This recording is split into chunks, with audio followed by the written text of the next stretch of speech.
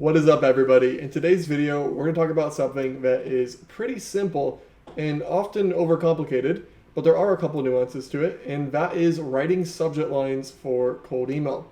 If you're new here, my name is Michael. I've been doing cold email since 2015, and currently I run a B2B lead generation agency focused on cold email called DFY Meetings. We manage campaigns across over 50 clients, spanning from agencies to consultants, software companies, accountants, and more.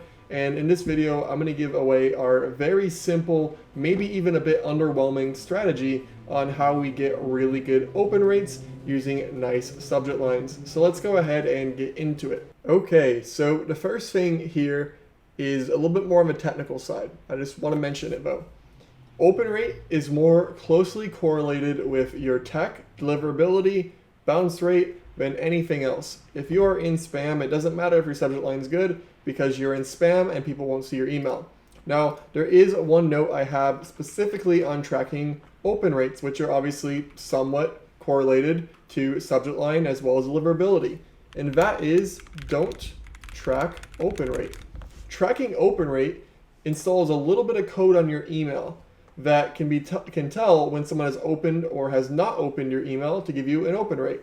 Now, email providers, think Google, Zoho, Outlook, etc., are looking for things that signify that you're doing activities that you're not supposed to do. And one of those is tracking. So we actually don't want to track open rate. The way we look at open rate is we look at reply rate. We know that if we get between 3 to 12% reply rate, our email is healthy. Now, closer to 12, even better. And when I say reply, I don't mean positive reply. Our copy could not work, but we could still go to the inbox and have a good open rate. We just want to have that 3 to 12% reply rate to indicate our open rate is good. Now, if our open rate or if our reply rate drops really low, sometimes we'll turn on open rate for a short period of time just to get a better idea of that metric. But in general, we don't want to track open rate. However, this doesn't mean this video is useless because it's still very important to have good subject lines. So don't track open rate, but we'll talk about how to write a good subject line. The second step to having a good subject line is going to be using company name or first name. So in your contact list, lead list, whatever you want to call it, you should have information such as first name, last name, title, company name, or even location. Location could be another one, like city name.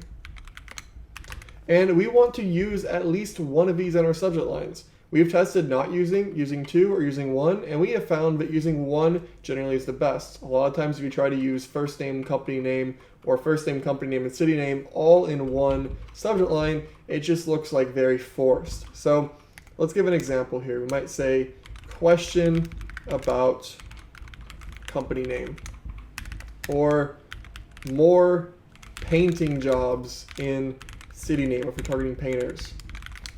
Whatever it might be. So we want to go ahead and use a merge field, first name, company name, city name. Now, the second thing we want to do is we do not want to lie to the prospect. So we want to, let's call it, use honest language. So sometimes we see subject lines like problem with your website, or urgent, question about company name, or some other type of language that's just like clickbait. It's dishonest, it spikes someone's emotions, and even if someone does open your email, it's not going to be very positive because you just tricked them to be theirs and you completely lost your credibility. So we don't want to use any type of dishonest language.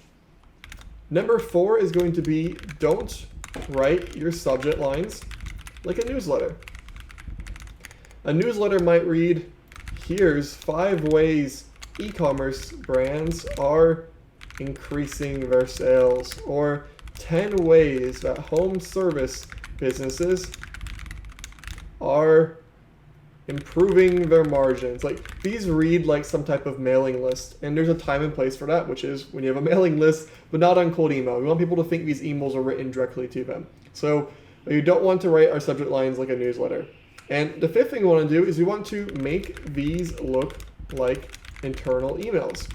So we want to consider, what would someone likely open? Now, if you email your coworker or your employee or your business partner or your investor, it's not going to look like some really long, crazy, I don't know, newsletter. It's going to be, like question for you, first name, or even just like website question, first name. If you're selling something related to websites, right? We can use like what it's related to, or idea for company name.